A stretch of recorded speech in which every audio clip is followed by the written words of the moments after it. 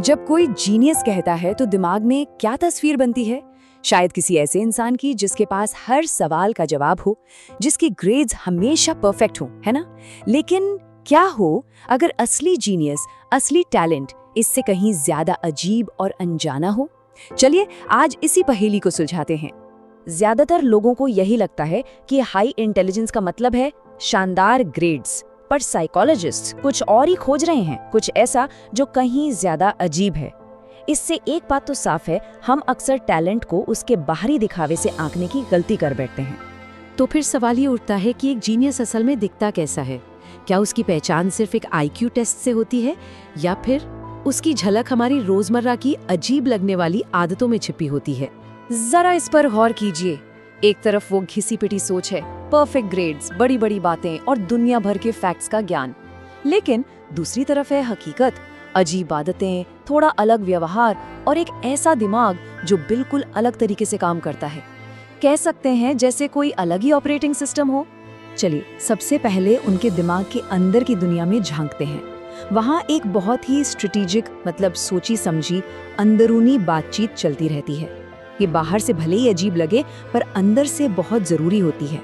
तो पहली और सबसे अजीब आदत, ये लोग खुद से बहुत बातें करते हैं। हाँ, सुनने में थोड़ा अटपटा लग सकता है, पर ये असल में हाई इंटेलिजेंस का एक बहुत बड़ा और अक्सर गलत समझा जाने वाला साइन है। आमतौर पर लोग इससे पागलपन या बस एक अजीब आदत मान लेते हैं, लेकिन सच तो ये है कि ये दिमाग को ऑर्गेनाइज करने, उसे सॉर्ट आउट करने का एक तरीका है। ये एक पावरफुल कॉग्निटिव स्ट्रैटेजी है। तो इसका फायदा क्या है? खुद से बात करके ये लोग जानकारी को ज्यादा तेजी से प्रोसेस करते हैं, अपनी उलझी हुई भावनाओं को सुलझाते हैं, अपनी याददाश्त को मजबूत करते हैं और मुश्किल से मुश्किल प्रॉब्लम को सॉल्व करने की अपनी क्रिएटिव स्किल्स को और भी तेज करते हैं। ये एक हाई स्पीड मेंटल टूल की तरह है। अब आते हैं दूसरी आदत पर, जिसे हम कहते हैं ओवर थिंकिंग या बहुत ज्यादा सोचना। इसे अक्सर एक कमजोरी माना जाता है ना? लेकिन प्रतिभाशाली दिमागों में इसका मकसद बिल्कुल अलग होता है। ये चिंता का नहीं, बल्कि गहरी प्रोसेसिंग का एक पावरफुल संकेत है। इसे कहते हैं मेंटल सिमुलेशन। मतलब उनका दिमाग लगातार ऐसे फ्यूचर सिनेरियोस चलाता है जिनके बारे में ज्यादातर लोग सोचते भी नहीं। वो उन नतीजों के बारे में भी सोचते हैं जिन्हें दूसरे लोग शायद नामुमकिन समझकर छोड़ दें। ये पैटर्न को पहचानने की एक एडवांस्ड एबिलिटी है। तो ये जो कुछ भी दिमाग के अंदर चल रहा है, इसका बाहर की दुनिया पर क्या असर होता है, उनके सोशल रिश्तों पर क्या असर पड़ता है? चलिए देखते हैं कि वो भीड़ के बजाय गहराई क्यों चाहते हैं। और इसी से जुड़ी है तीसरी आदत। ये लोग छोटी मोटी, मतलब स्मॉल टॉक वाली बातों से बहुत जल्दी बोर हो जाते हैं। ऐसी बातें उन्हें थकाऊ और दमघुटू लगती हैं। उन्हें शोर नहीं बल्कि मतलब चाहिए। ऐसे सवाल चाहिए जो सोचने पर मजबूर करें, जो छिपे हुए पैटर्न को सामने लाएं। और एक बात साफ कर दूं, ये कोई घमंड या एरोगेंस नहीं है। ये असल में अपनी एनर्जी बचाने का एक तरीका है। उन्हें पता होता है कि कौन सी बातचीत उन्हें एनर्जी देगी और कौन सी उन्हें दिमागी तौर पर थका देगी। यहाँ पर ये बिल्कुल साफ है, वे छोटी मोटी बातों से बचते हैं और गहरे कनेक्शंस चाहते हैं। वे दिखावे की जगह असली बौद्धिक चुनौतियों को पसंद करते हैं और बड़ी भीड़ की जगह वे सच्चे और रियल रिश्ते बनाना पसंद करते हैं। अब आते हैं उनकी दुनिया को देखने के नजरिए पर। उनकी जो हकीकत है वो एक हाई रेजोल्यूशन तस्वीर जैसी होती है, जिसमें वो डिटेल्स दिखती हैं जो शायद बाकियों को नजर नहीं आती।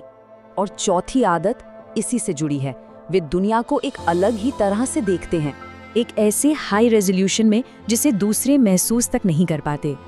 इसे आप एक तरह की हाइपर अवेयरनेस कह सकते हैं, जहां वो ऐसी बारीकियां पकड़ लेते हैं जिन पर किसी का ध्यान नहीं जाता।